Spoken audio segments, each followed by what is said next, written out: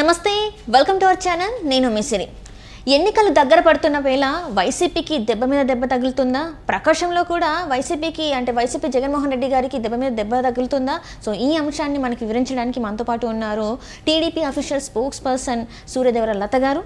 నమస్కారం మేడం. నమస్తే మేడం. ఇప్పుడు చూస్తుంటే ప్రకాశంలో ఎవరైతే ఎమ్మెల్యేలు ఉన్నారో వాళ్ళు కూడా ఇప్పుడు వైసీపీని వీడి టీడీపీ పార్టీలోకి వెళ్తున్నట్టు మనకు వార్తలు వస్తున్నాయి. ఇందులో వాస్తవం ఉందంటారు. అంటే ఇంతకుముందు చూస్తున్నట్టయితే చాలా వరకు కూడా వలసలు వెళ్ళారు, వైసీపీ నుంచి వెళ్ళి చాలామంది బయటకు వచ్చారు. అయితే ఇప్పుడు ఈ ఎన్నికలు దగ్గర పడుతున్నా కూడా ఇంత మళ్ళీ ఉన్న ఈ కొద్ది మంది ఎమ్మెల్యేలు కూడా బయటకు వెళ్తుంటే అసలు దీన్ని ఎలా చూడాలి? మనం ప్రతి చోట ఈయన పర్యటించే జగన్మోహన్ రెడ్డి పర్యటించే చోటంతా చూస్తుంటే జిల్లాలకు వెళ్ళిన చోట నుంచే నాయకులు వెళ్ళిపోతున్నారు. మొన్న నెల్లూరు జిల్లా పర్యటనప్పుడు చూసాం, అక్కడ నుంచి నాయకులు వెళ్ళిపోవడం. వేరే ఆయన అక్కడ 2 రోజులు బస్ చేసినప్పుడే కూడా నాయకులు వెళ్ళిపోవటం కానీ మనం చూసాం కదా. సో ఖచ్చితంగా కూడా జగన్మోహన్ రెడ్డి ఎక్కడ పాదం పెడితే ఆ జిల్లాలో నాయకులు వెళ్ళిపోతున్నారు. ఇప్పుడు దర్శికి ఎమ్మెల్యే, ఆయనకి సీట్ ఇవ్వాల్సింది, ఇప్పుడు సిట్టింగ్ ఎమ్మెల్యే, ఆయనకి సీట్ ఇవ్వకపోవటమే కానివ్వండి, దానికోసం ఆయన వెళ్ళిపోవాలనే ప్రయత్నం, ఆయన తమ్ముడు ఇద్దరు కలిసి వెళ్ళిపోవటమే కానివ్వండి, ఆయనకి ఇవ్వాల్సిన ప్లేస్లో వేరే వాళ్ళని ఆయన రీప్లేస్ చేయటమే కానివ్వండి, అది కూడా కాకుండా దానికి ముందే కూడా కొంతమంది నాయకులు వెళ్ళిపోవటం కూడా జరిగింది ముందు కూడా. సో ప్రతి నియోజకవర్గంకి ఆయన అడుగు పెట్టిన చోట, జిల్లాల వారీగా అడుగు పెట్టిన చోట అంతా కూడా నాయకులు వెళ్ళిపోవటం అనేది కనపడుతూనే ఉంది మనకు. ఎందుకంటే ఎక్కడా కూడా గెలుస్తారనే ఒక నమ్మకం లేదు. జగన్మోహన్ రెడ్డి గెలుస్తారనే ఒక నమ్మకం లేకపోబట్టే వాళ్ళు అన్ని చోట్ల నుంచి అందరూ నాయకులు కూడా మారిపోవటం అనేది కంటిన్యూగా ప్రాసెస్ లాగా అయిపోయింది. ఎందుకంటే ఆయన చేసిన స్కాములే కానివ్వండి, రేపు పొద్దున ఆయన అవన్నీ బయట వస్తాయి. ఇప్పటి వరకు అంటే అధికారంలో ఆపద్ధర్మ సీఎంగా ఉన్నాడు కాబట్టి కొన్ని వరకు రాలేదు, కానీ రేపు పొద్దున ఆయన దిగిపోయిన వెంటనే ఆయనకి ఇక్కడ తెలంగాణలో కేసీఆర్కి అయితే ఎట్లా రకంగా వచ్చిందో ఆ రకంగా జగన్మోహన్ రెడ్డికి కూడా ఉంటుంది.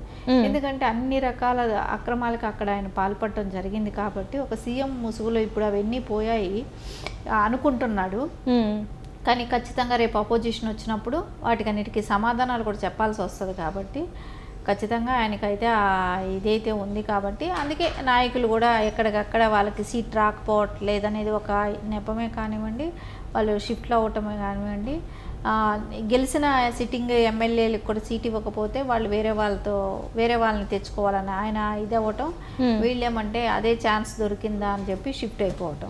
అంటే ఇక్కడ చూస్తుంటే మేడం, వైసీపీ ఎప్పుడైతే అంటే మనం చూస్తే జనవరి నుంచి వెళ్ళి చూసినట్టయితే వలసలు, అంటే వైసీపీ నుంచి బయటికి వెళ్ళిన ఎమ్మెల్యేలే ఎక్కువ, ఎమ్మెల్సీల దగ్గర నుంచి ఎమ్మెల్యేల దగ్గర నుంచి వెళ్ళి బయటికి వెళ్తున్నారు, పక్క పార్టీలే చూసుకుంటున్నారు. ఇప్పుడు ఎన్నికలు ఇంత దగ్గరలో ఉన్నా కూడా, అంటే నెక్స్ట్ మంతే మనకి ఇంకా ఖచ్చితంగా ఒక 4 రోజులు ఉంది, ఈ టైంలో వీళ్ళు ఇలాంటి నిర్ణయం తీసుకుంటున్నారంటే జగన్మోహన్ రెడ్డి పాలన అనేదా, లేకపోతే జస్ట్ పదవీ కాంక్షతో వీళ్ళు వెళ్తున్నారు అనుకోవాలా?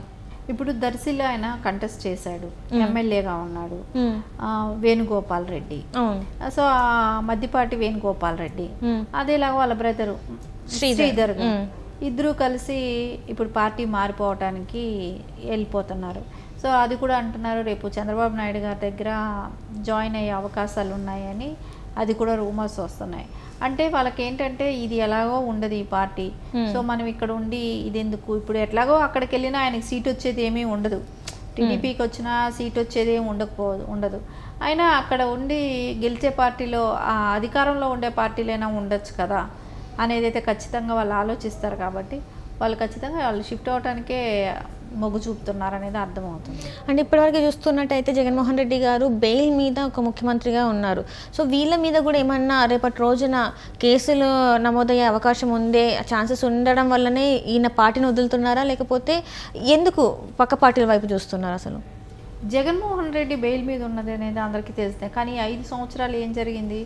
సో ఆయన సీఎంగా ఉన్నాను, నేను ఒకరోజు నేను కోర్టుకు వస్తే ఖర్చు ఎక్కువ అవుతుంది, సో ఒక సీఎం హోదాలో రావాల్సి వస్తుంది, సెక్యూరిటీ ఖర్చు, ఇన్ని ఖర్చులు అవ్వటం వేస్ట్ అని, అందుకని నాకు బెయిల్ నేను రాలేను, యాబ్సెంట్ పిటిషన్ లాంటిది వేసుకోండి అని చెప్పి ఇప్పటి వరకు గత 5 సంవత్సరాలుగా ఆయన ఏ రోజు కూడా కోర్టుకు అటెండ్ అవ్వనే లేదు. అది ఒక ముద్దాయి స్థానంలో ఉన్న వ్యక్తికి ఇన్ని రోజులు ఎలా కోర్టుకు అటెండ్ అవ్వకపోయినా ఎందుకు యాక్షన్ తీసుకోలేకపోయారో కూడా తెలియట్లేదు. అలా ఆయన ప్రతిసారి కూడా మభి పెడతా రావటం అనేది అయితే జరిగింది. కానీ ఇంకా రేపొద్దున ఇప్పుడు ఈ సాకు చెప్పుకోవటానికి సీఎం హోదా ఉండింది. రేపొద్దున ఆ హోదా పోయిన తర్వాత ఖచ్చితంగా అయితే అటెండ్ అవ్వాల్సిన అవసరం ఉంది కదా. అప్పుడు ఖచ్చితంగా అటెండ్ అవుతాడు.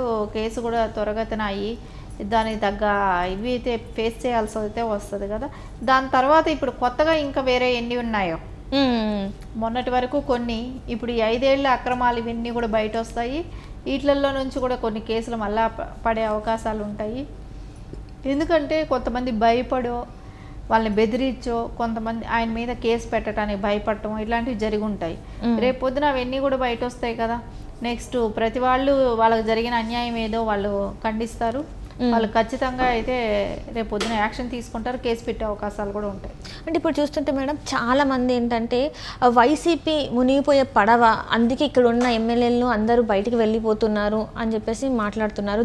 కేవలం అంటే అందులో ఉన్న ఎమ్మెల్యేలు ఏంటంటే అధికారం కోసం ఎన్ని రోజులు వెయిట్ చేశారు, ఇప్పుడు ఎట్లా ఇది మునిగిపోయే పడవ కాబట్టి పక్క పార్టీల వైపు చూస్తున్నారు అనుకోవచ్చు. మరి ఖచ్చితంగా మునిగిపోయే పడవలో ఎవరు ఉండాలనుకోరు కదా. సో మునిగిపోయే పడవలో ఉండటం మూలాన నష్టం కాబట్టి ఖచ్చితంగా వాళ్ళు వేరే పార్టీలకి అవకాశాలు చూసుకుంటారు. సో ఆ పార్టీలో వాళ్ళకి సీట్ వస్తుందన్న నమ్మకం లేదు, అయినా కూడా పర్లేదు అధికారంలో ఉండే పార్టీ ఉంటుంది కదా అని వెళ్ళిపోవటం అయితే జరుగుతుంది. రేపొద్దున ఈ కేసులు జగన్మోహన్ రెడ్డి చేసిన అరాచకాలే ఇవన్నీ రేపొద్దున కేసులే చుట్టుకుంటాయి.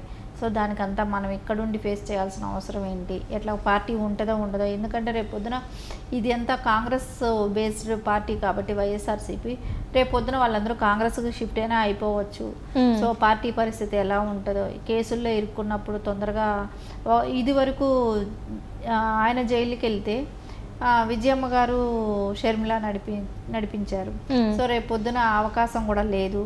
సో ఆ ఫాలోయింగ్ భారతి గారికి రాదు.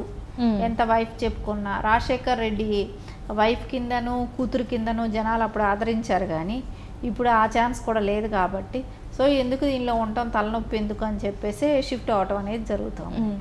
అదే ఇప్పుడు ఏంటంటే ఇదంతా కూడా ఎమ్మెల్యేలు ఈ 5 సంవత్సరాలు మాట్లాడకుండా ఎదురు తిరగకుండా ఇప్పుడు ఎదురు తిరుగుతున్నారంటే ఇంకా ఆయనకు నచ్చకనే అనుకోవాలా. ఇంక నెక్స్ట్ ఇంకా అసలు 1% కూడా వచ్చే ఛాన్స్ లేదంటారా? మరి మీకు ఒక విషయం ఆలోచించండి. ఇక్కడ తెలుగుదేశం క్యాడర్ని చంపటానికి, కొట్టించడానికి, ఆస్తులు ధ్వంసం చేయడానికి నోరెత్తి వాళ్ళు మాట్లాడుతున్నారు, క్వశ్చన్ చేస్తున్నారని ఇన్ని రకాలు ఇవి చేశారు.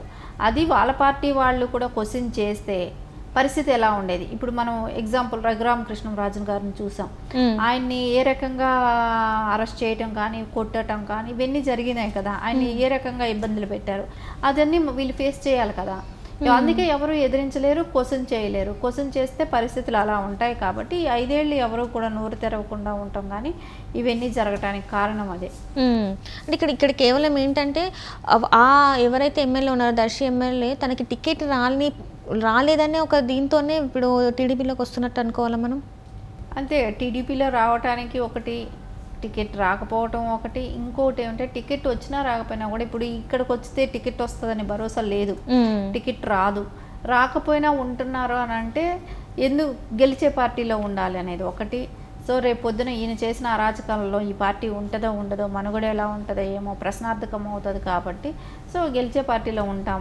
సో రేపు వాళ్ళకి నెక్స్ట్ భవిష్యత్తుకైనా కూడా సో గెలిచే ఈ పార్టీలో ఉండి కొంచెం రాష్ట్రం డెవలప్ అయితే వాళ్ళు ప్రజల్లోకి వెళ్ళటానికి కూడా వాళ్ళకి కొంచెం అవకాశం ఉంటుంది కాబట్టి ఖచ్చితంగా ఆ రకంగానే వాళ్ళు ప్లాన్ చేసుకోవటానికి, ఫ్యూచర్ ప్లాన్ చేసుకోవటానికి కూడా ఈ పార్టీని ఎన్నుకోవటం అవుతుంది కదా. Right madam, right. Thank you so much madam. Thank you.